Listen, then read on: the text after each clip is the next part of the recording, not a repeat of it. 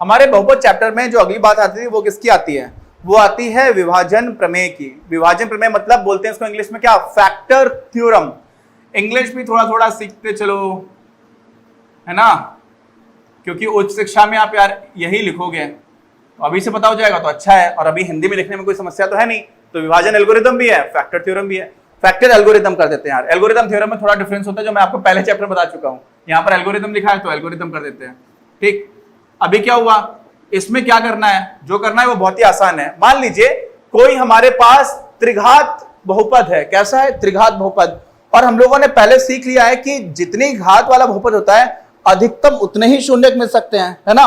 तो अब क्या होगा कि इस जो भी बहुपद है, इस बहुपद में क्या हो सकता है? इस बहुपद में हमें अधिकतम 3 शून्य मिल सकते हैं, अधिकतम 3।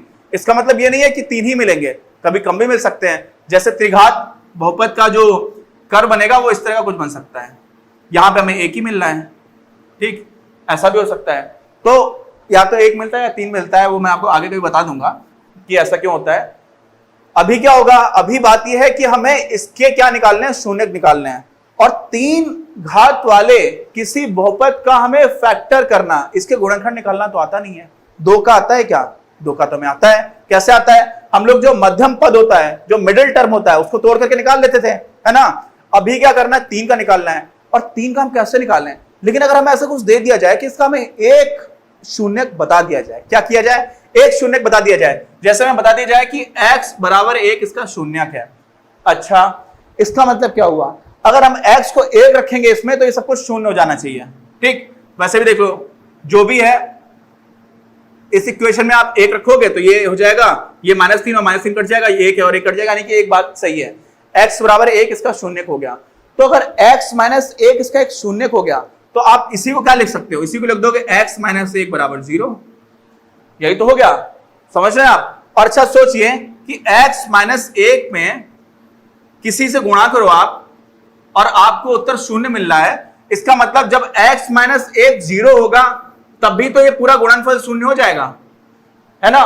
और यहां से हमें समझ में जाता है कि अगर x - 1 से आप किसी में गुणा कर रहे हो और 0 हो जा रहा है, वो तब होगा जब x 1 होगा, यानी कि x बराबर 1 पर ये चीज शून्य हो जाएगी। और इसीलिए हम इसको क्या लिख सकते हैं? हम इसको लिख सकते हैं x - 1 गुणे कुछ। और वो कुछ क्या है? वो कुछ हम कैसे निकालेंगे? हम वो कुछ निकालेंगे भाग दे करके। किसमें? इस वाले बहुपद में भाग देंगे x - 1 से। ये भी हम लोगों को पहले हम लोगों ने कक्षा 9 में पढ़ा हुआ था। अच्छा, यहां पर एक बार भाग दे करके देख लेते हैं। आपको समझ में आना चाहिए कि हो क्या रहा है। जब होना देख लो ना तब आपको पूरा रास्ता क्लियर होता है कि अच्छा इधर कैसे। आप गाड़ी से जा रहे हो और आपको पता नहीं, अब तो खैर गूगल मैप्स है, गूगल की वजह से, है ना। तो पहले क्या होता था, लोग बहुत पूछते थे कि कहां जाना है, कहां जाना है, कहां जाना है। तो कई लोग होते थे जो बड़े कॉन्फिडेंस से गलत रास्ता बता दिया करते थे। ऐसा कानपुर में बोला जाता था कि आप पूछोगे तो वो गलत रास्ता बता देंगे आपको। खैर सारे लोग ऐसे नहीं थे, और कानपुर वालों से नाराज मत होना, मैं भी कानपुर का ही हूं, तो आप लोग बिल्कुल नाराज मत होइएगा। अभी बात क्या कर रहा था मैं कि x - 1 से भाग दे रहे हैं किसको? x की घात 3 ऋण 3x² ऋण x धन 3। सबसे पहला नियम भाग देने में दो तीन चीजें हैं जो आप समझ लो, बहुत अच्छे से समझ लो। भाग देना कभी भी गलत नहीं करोगे। 2-3 चीजें हैं जो लोग गलत कर देते हैं। सबसे पहले, जो भी पद लिखे हुए ना वो हमेशा घटती हुई घात में लिखे हो, जिससे आप भाग दे रहे हो उसमें भी और जिसमें आप भाग दे रहे हो उसमें भी। और थैंकफुली यहां पर वैसे ही लिखा हुआ है। ठीक है, पहली चीज तो ये हो गई। दूसरी चीज क्या होती है? दूसरी चीज ये होती है कि जब भी आप भाग दो तो जब आप घटा रहे हो ना, देखो दूसरी चीज में करके बताना पड़ेगा। करके क्या किया? यहां पर x, यहां पर है x की घात 3, तो आपको x की घात 2 से गुणा करना पड़ेगा। क्यों? जो सबसे बड़ी घात है उसको हम पहले कैंसिल करना चाहते हैं, उसको हम खत्म करना चाहते हैं। और उसको खत्म करने के लिए क्या करना पड़ेगा? जो सबसे बड़ी वाली घात है उसी के साथ में गुणा करना पड़ेगा। तो हमने x की घात 3 से गुणा किया तो हमें क्या मिल गया? x की घात 3 मिल गया। लेकिन यहां पर x की घात 2, यहां पर -1 है, तो अब जो x² है वो कहां लिखे हैं? वो हम x² के नीचे ही लिखेंगे। और मान लो हमें कोई ऐसा पद मिल रहा है जो ऊपर है ही नहीं, तो फिर हम कहीं और लिख सकते हैं। लेकिन यहाँ पर x² मिल रहा है ना हमें, कितना? ऋण x², तो यहाँ पर भी x² है, इसलिए हम इसी के नीचे लिखेंगे। यहां लिख देंगे तो वो गलत हो जाएगा, हमें दिक्कत आ जाएगी। ठीक है, इसलिए हमेशा इसी के नीचे लिखिए। अब आ जाती है अगली चीज जो ध्यान देने की है। अगली बात क्या करते हैं, हम इसको घटाते हैं इससे। तो जब हम घटा रहे होते हैं तो घटाने का एक बहुत आसान तरीका है, इसके चिन्ह बदल दो। तो इसके आगे कुछ नहीं लिखा, इसका मतलब धन का साइन होगा, धन का चिन्ह होगा, उसको बदल देंगे, हो जाएगा ऋण, और ये ऋण है, ये हो जाएगा धन। अब क्या हो जाएगा? ये तो कट जाएगा यार, यहां पर ये धन का हो गया, ये ऋण का है, लेकिन ऋण का ज्यादा है, धन का एक ही है, तो ऋण 3 में धन 1 करोगे तो क्या मिलेगा, ऋण 2 और एक्स स्क्वायर, ये मिल गया आपको। फिर क्या हुआ, फिर आपका क्या हो गया, आप एक और जो उतार लेंगे, क्या उतार लेंगे, ऋण एक्स था, ऋण एक्स से ऋण एक्स आपने उतार लिया, क्योंकि यहां पे कुछ घटाने के लिए तो है नहीं, ठीक है। अब क्या करेंगे, अब आप x माइनस 1 से क्या करना चाहते हैं, इसको खत्म करना चाहते हैं, तो देखो यहां पर एक्स स्क्वायर, यहां पर x है, तो एक तो मैं x से गुणा करना पड़ेगा, लेकिन यहां पर जो गुणांक है एक्स स्क्वायर का वो क्या है, ऋण 2, यहां पर क्या है 1, इसलिए हमें क्या करना पड़ेगा, ऋण 2x से गुणा करना पड़ेगा। कर देंगे तो क्या मिलेगा, ऋण 2x स्क्वायर। यहां पर भी हमने सबसे पहले सबसे बड़ी घात थी उसको खत्म करने की कोशिश की, अब क्या हो जाएगा, ऋण 2x से गुणा करेंगे किसमें, ऋण 1 में, तो मिल जाएगा आपको धन 2x। और अब फिर से x के नीचे वाला x का पद लिखा, x स्क्वायर के नीचे x स्क्वायर का पद लिखा, अब क्या करेंगे, चिन्ह बदल देंगे, तो ये चिन्ह ऋण है, ये हो जाएगा धन, ये धन हो जाएगा ऋण। इसका मतलब अब ये 2x स्क्वायर है वो धन का हो गया, और ये ऋण का था, तो ऋण और धन तो कैंसिल हो ही जाएगा, और ये तो हमें करना ही था, हम सबसे बड़े पद को तो कैंसिल करना ही चाहते थे, तो वो तो हो गया। अब यहाँ पे देखिए, यहाँ पे ऋण x है, यहाँ पे ऋण 2x है, तो क्या हो जाएगा, ऋण 3x। अब ऊपर कुछ बचा था क्या, बिल्कुल बचा था यार, क्या बचा था, धन 3। अब क्या करेंगे, यहां पर है x, वहां पे है ऋण 3x, तो ऋण 3 से आप गुणा कर दोगे इसको, क्या मिलेगा, ऋण 3x मिल गया, और ऋण 3 का ऋण 1 में गुणा करोगे तो क्या मिलेगा, धन 3 हो जाएगा, ऋण और ऋण धन हो जाता है कि नहीं हो जाता है, ये मिल गया आपको 0। इसका मतलब यहां पर शेष कुछ भी नहीं आ रहा है, और इसका मतलब ये हुआ कि x माइनस 1 में आप जब x की घात 2 ऋण 2x ऋण 3 से गुणा करोगे तो वो वास्तव में इसी के बराबर है। और हम लोग शून्य की बात कर चुके हैं पहले, शून्य की जब हम लोगों ने पहले बात की थी तो क्या होता है शून्य, शून्य हम तब निकालते हैं जब किसी पॉलिनोमियल का, किसका, किसी पॉलिनोमियल किसी बहुपद का मान शून्य हो। अच्छा, इसका मतलब ये तो हम लोगों ने कर लिया है, ठीक है, मैं इसको भी रब कर देता हूं, आप समझिएगा क्या बताना चाह रहा हूं। मैं ये बताना चाह रहा हूं कि इसको आप शून्य के बराबर रखो, देखो ये आपका बहुपद है, इसको आप शून्य के बराबर करो तो ये भी तो उसी के बराबर है, इसको भी आप शून्य के बराबर कर सकते हो। और यहां से आपको ये तो पता ही है पहले से ही, क्यों, ये तो आपने निकाला ही था, आपको पहले से दे दिया गया था, क्या दे दिया गया था पहले से, कि x बराबर 1 इसका एक शून्यक है, और इस वजह से ये तो आपको पहले से ही मालूम है। अब ये वाला जो है, यहां से आप अगर कुछ ऐसा कर पाओ कि आप सिर्फ x स्क्वायर ऋण 2x ऋण 3 इसको शून्य के बराबर कर दो और यहां से इसके गुणनखंड कर ले जाओ, तो आपको तीनों क्या पता चल जाएंगे, तीनों शून्य पता चल जाएंगे। क्यों, एक तो आपको पहले से ही पता है, 2 आपको यहां से मिलेंगे और टोटल 3 हो जाएंगे, और अधिकतम 3 ही तो हो सकते हैं, क्यों, क्योंकि त्रिघात समीकरण है। अब इसको कैसे निकालेंगे, इसमें हम लोग मिडिल टर्म को स्प्लिट मेथड से तोड़ेंगे। क्या करेंगे, मध्यम पद को तोड़ देंगे, स्प्लिट करेंगे, स्प्लिट मेथड से तोड़ेंगे या तोड़ने वाले मेथड से तोड़ेंगे, ऐसी एक ही बात है। तो देखो यहां पर ऋण 3 है, यहां पर x स्क्वायर है, तो ऐसे तोड़ना है कि ऋण 3x स्क्वायर मिल जाए, और यहां पर ऋण 2x है, इसका मतलब जो चीज ज्यादा आ रही होगी वो ऋणात्मक होगी, तो ऐसे एक अंदाज लग जाता है, ये हो जाएगा ऋण 3x धन x ऋण 3, ये बराबर 0 है। अब देखो यहां से क्या कॉमन आ रहा है, यहां से कॉमन आ रहा है x, तो क्या हो गया x माइनस 3, यहां से क्या कॉमन आ रहा है, कुछ भी नहीं आ रहा है, तो x माइनस 3 पहले से, इसलिए एक कॉमन ले लो तो x माइनस 3 हो जाएगा। अब यहां से क्या करोगे, x माइनस 3 और x माइनस 3 कॉमन है कि नहीं है, तो x माइनस 3 आपने कॉमन ले लिया, तो आपको यहां से मिल गया x, और यहां से क्या मिल गया, धन 1 हो गया, अब ये हो गया 0, और यहां से आपको क्या मिल जाएंगे, 0 क्या मिलेंगे, देखो कितना आसान है, x बराबर 3 मिल गया और x बराबर ऋण 1 मिल गया, यानी कि पहले से 0 हमें क्या दे रखा था, x बराबर 1, तो टोटल तीनों जो 0 के वो क्या हो गए, एक तो 1 हो गया, एक हो गया ऋण 3 और एक हो गया ऋण 1, ठीक, ये हम लोगों ने शून्यक निकाल डाले।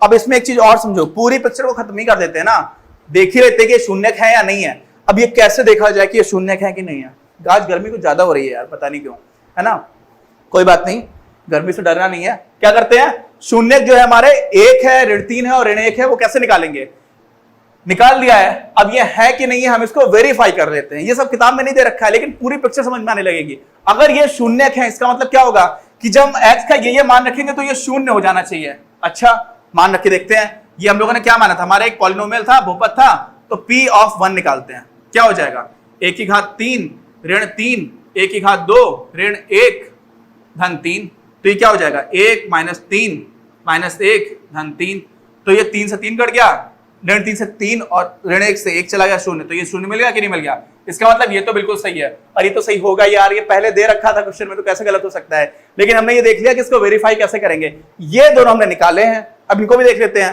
तो ये क्या हो जाएगा, p ऋण 3 पर कितना होगा, देखिए ऋण 3 की घात 3 माइनस 3 ऋण 3 की घात 2, ये ब्रैकेट में रखोगे यार ना x को तो कभी गलती नहीं होगी, है ना, समझना। ये लोग इसी तरह की गलतियां करते हैं, तो वो गलती मत करो यार।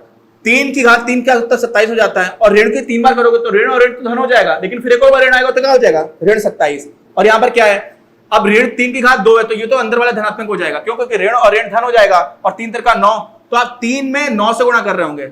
एक स्टेप और लिख देता हूं, ये आपका 9 आ गया।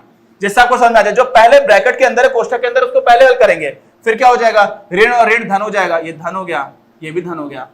अब क्या हुआ, ठीक है, अब क्या हुआ, आपने कितना निकाला हुआ था, x बराबर ऋण 3 नहीं निकाला था यार, ऋण x बराबर 3 था, देखो मैंने गलत यहां पे लिख दिया, इसलिए गलत हो रहा था। ठीक है, अब देखो कोई बात नहीं, इसी को ठीक करते हैं, पूरा में सब कुछ चेंज करने की जरूरत नहीं है। ये क्या हो जाएगा, धन 3 हो जाएगा, ये भी धन 3 हो जाएगा, ये भी धन 3 हो जाएगा। इसका मतलब ये क्या हो जाएगा, 27 रह जाएगा। ये क्या हो जाएगा, 3 की घात 2 तो 9 हो गया, और ये इसमें आप 3 से गुणा कर रहे हो तो ये -27 हो जाएगा, और ये माइनस बाहर है, अंदर प्लस है, तो ये धन नहीं होगा, ऋण रह जाएगा। अब देखिए, दिख गया आपको, ये ऋण 3 और ये धन 3 शून्य हो जाएगा, और ये -27 है और ये धन 27 है, तो 27 -27 -3 धन 3, ये और ये 3 3 कट गया, ये 27 और ये 27 कट गया, तो आपको क्या मिल गया, शून्य। इसका मतलब 3 जो है वो सही उत्तर था, गलत लिख दिया था। ऐसी गलती मत करना, है ना, ये होती सिली मिस्टेक्स कर देता हूं मैं कभी कभी। लेकिन आगे बढ़ते हैं, अब आगे एक और, इसका मतलब ये तो हमने जो निकाला था वो सही निकाला था। अब एक ऋण 1 भी हो सकता है क्या, ऋण 1 को भी करके देख लेते हैं। ऋण 1 वाला जो है हम लोग कहां पे रखते हैं, कहां पे लिखते हैं, यहां लिखते हैं, यहीं लिख देते हैं। ऋण 1 क्या हो जाएगा, ऋण 1 की घात 3 करोगे, फिर क्या करोगे, -3, फिर ऋण 1 की घात 2। हमेशा जो भी x है उसको कोष्ठक में लिखना, नहीं तो गलत हो जाएगा, समझो ना, लोग कंफ्यूज हो जाते हैं। आप थोड़ी प्रैक्टिस करोगे फिर गलत नहीं होगा, लेकिन अभी इस लेवल पर आप ध्यान रखो कि हमेशा कोष्ठक में लिखो। एक स्टेप भी तो ज्यादा बढ़ जाएगी यार, जो भी आपका उत्तर है वो गलत हो जाए, उससे अच्छा है कि आप एक स्टेप ज्यादा लिख दो, थोड़ी सी इंक खर्च कर दो, उससे ज्यादा क्या होगा, है ना। -x धन 3, देखिए ऋण 1 की घात 3 ऋण 1 हो जाएगा, ये क्या हो जाएगा, ऋण 3 तो पहले से ही था, और ये अंदर स्क्वायर है ऋण 1 का, तो ये तो 1 ही रह जाएगा, माइनस माइनस प्लस हो जाएगा, +3 -1 -3। मैं सुपर 30 में गया था थोड़े दिन के लिए, उसका एंट्रेंस मैंने दिया था, और उसके एंट्रेंस में मेरी फर्स्ट रैंक आई थी, और वो जो आनंद कुमार सर का है। अभी फर्स्ट रैंक बताने वाली बात पता नहीं मैंने क्यों बता दिया आपको, लेकिन बात है कि जब मैं गया पहले दिन तो आनंद सर पढ़ा रहे थे, वो प्लस को प्लस बोलते थे, प्लस, और बिहार में ऐसे भी बोला जाता है, तो मुझे लग रहा था ये सर मजाक कर रहे हैं क्या, लेकिन मैं समझा कि नहीं सर ऐसे बोलते ही हैं। तो वो बोलते थे -1 -3 × 1 +1 +3, तो मुझे इतना अच्छा लगता था। और कुछ कुछ चीजें हैं जो हमारे बिहार के मेरे कुछ दोस्त भी हैं, तो वो इसको अलग अलग तरह से पढ़ते हैं। ये होता है, हम लोग बोलते हैं इसको वी, वो बोलते हैं इसको भी, तो हम लोग बोलते थे वेलोसिटी, वो बोलते थे वेलोसिटी, तो वो भी एक अलग तरह से काफी अच्छा लगता था। तो यहाँ पर मुझे सर की याद आ गई। अभी क्या करते हैं, यहाँ पर -1 -3 है, क्या ये क्या हो जाएगा, ये हो जाएगा -1 और ये +1 कट जाएगा, और -3 और +3 ये भी कट जाएगा। काटना नहीं है तो जोड़ भी सकते हो, ये -4 +4 हो जाएगा, तो वो भी 0 हो जाएगा, है ना, तो ये भी आपको 0 मिल गया। इसका मतलब आपने क्या किया, आपने पूरी प्रोसेस को वेरीफाई कर लिया। लेकिन हम लोगों ने किया क्या, अब देखो, ये तो हमने सब कुछ कैलकुलेशंस कर ली, लेकिन हो क्या रहा था वो पूरी प्रोसेस समझ लो। हमें एक त्रिघात बहुपद दिया गया, इसको हम लोग सीधे सीधे गुणनखंड निकाल नहीं सकते हैं, लेकिन हमें बता दिया गया कि एक शून्य क्या है, x बराबर 1। अगर x बराबर 1 इसका एक शून्य है, इसका मतलब क्या है, इसका मतलब ये हुआ कि जब आप x को 1 डालोगे तो ये 0 हो जाएगा, और इसका मतलब ये हुआ कि अगर आप इसमें x - 1 से भाग दोगे तो भी पूरा पूरा भाग चला जाएगा, शेष 0 बचेगा। क्यों, क्योंकि 0 हो जा रहा था x बराबर 1 रखने पर। तो अब क्या हो जाएगा, x - 1 गुणनखंड हो गया। तो दूसरा गुणनखंड क्या है वो मुझे नहीं पता, लेकिन इसमें किसी चीज से गुणा करोगे तो आपको फिर से यही मिल जाएगा। तो वो जो नहीं पता है वो कैसे निकालोगे, आप इससे इसमें भाग दे दोगे, हम लोगों ने पूरा भाग दिया था, तो जब आप इससे इसमें भाग दोगे तो आपको कुछ मिलेगा, और वो मिलेगा वो कितनी घात का होगा, ये है 1 घात का, ये है 3 घात का। तो जब 3 घात में आप 1 घात से भाग दोगे तो आपको 2 घात का कुछ मिलेगा, और देखिए ये 2 घात का ही कुछ मिला, ये x की घात 2 है ना, तो इसमें क्या घात है, इस बहुपद की 2। अब जब 2 घात वाला आपको कुछ मिल गया, इसकी जो भी 2 घात है वो आपको जब मिल गया, तो 2 घात के समीकरण का गुणनखंड निकालना हमें आता है। हम लोग मिडिल टर्म को स्प्लिट करके निकालते हैं, मध्यम पद को तोड़ करके निकालते हैं, और मध्यम पद को हम लोगों ने -2x था, इसको किसमें किसमें तोड़ा था, -3x धन x में तोड़ दिया था, वहां से हमने इसके गुणनखंड कर दिए थे, और वहां से गुणनखंड करने के बाद हमें क्या मिल गया था, हमें इसका धन 3 और ऋण 1 ये 2 मूल मिल गए थे, 2 शून्य मिल गए थे, मूल या शून्य एक ही बात है, और वो हम लोगों ने जैसे निकाल लिया था, उसके बाद से हमारा प्रश्न का उत्तर खत्म हो जाता था। लेकिन हम लोगों ने कहा कि थोड़ी और कलाकारी कर लेते हैं, पूरा चक्कर खत्म कर लेते हैं। यहां से स्टार्ट किया था, यहां तक आ गए, अब इतना भी चल करके देख लेते हैं कि वास्तव में सही जगह जा रहे थे कि नहीं जा रहे थे, है ना। एक जो दुनिया का चक्कर लगा करके पता चल किया था कि हाँ दुनिया गोल है समुद्री रास्ते से, तो वैसा ही कुछ हम लोग भी कर लेते हैं। तो हमने इसके लिए क्या किया, हमने देखा कि जो भी हमारा उत्तर आया है वो वास्तव में शून्य है या नहीं है। तो हम लोगों ने यहाँ पर एफ की जगह वही मान रख करके देखा। एक तो हमें दिया गया था तो इसको करने की जरूरत नहीं थी, लेकिन कैसे किया जाता है वो एक बार रिवाइज हो गया ये करने से। फिर धन 3 रखा तो हमें ये मिल गया, ऋण 1 किया तब भी हमें शून्य मिला, यहाँ पर भी शून्य मिला। तो हमें ये पूरी प्रोसेस समझ में आ गई। अब इसी के क्या क्या एप्लीकेशंस हैं वो हम लोग देखेंगे। इसी में एक चीज और समझना, यहाँ पर 3 की जगह अगर 4 की घात हो, कितनी हो 4 की घात, और आप 1 की घात से भाग करोगे तो आपको 3 की घात में कुछ मिलेगा, और 3 का तो हमें कुछ निकालना आता नहीं है। इसलिए जब यहाँ पर 4 की घात हो और हम 2 घात के किसी बहुपद से भाग देंगे तो 4 में से 2 घटाओगे कितना मिलेगा 2, तो फिर से आपको कुछ 2 घात का मिलेगा, और उसका भी हम लोग एप्लीकेशन करेंगे। इसका मतलब क्या हुआ, इसका एप्लीकेशन क्या हुआ, सोचो। इसका एप्लीकेशन हुआ कि अगर आपके पास 4 घात का एक बहुपद है और आपको उसके 2 मूल दे रखे हैं, कितने 2, तो आप वहां से एक ऐसा कुछ x-1 निकालोगे, कुछ और मूल होगा मान लो x+1, तो उन दोनों का गुणा करोगे तो 2 घात का हो जाएगा। तो 4 घात में आप 2 घात के बहुपद से भाग दोगे तो आपको एक 2 घात का नया बहुपद मिलेगा, और 2 घात के बहुपद का फैक्टराइजेशन गुणनखंड निकालना तो हमें आता है, और वहां से हम गुणनखंड करेंगे, वहां से बाकी के शून्य निकाल देंगे। इसी को हम करेंगे अपने अगले वीडियो में। अगर आपको ये वीडियो पसंद आया तो प्लीज इसे अपने दोस्तों के साथ शेयर करें, लाइक करें, आपके अपने चैनल अपनी क्लास को सब्सक्राइब करें और बेल आइकन को प्रेस करना ना भूलें। Thank you very much, have a nice day.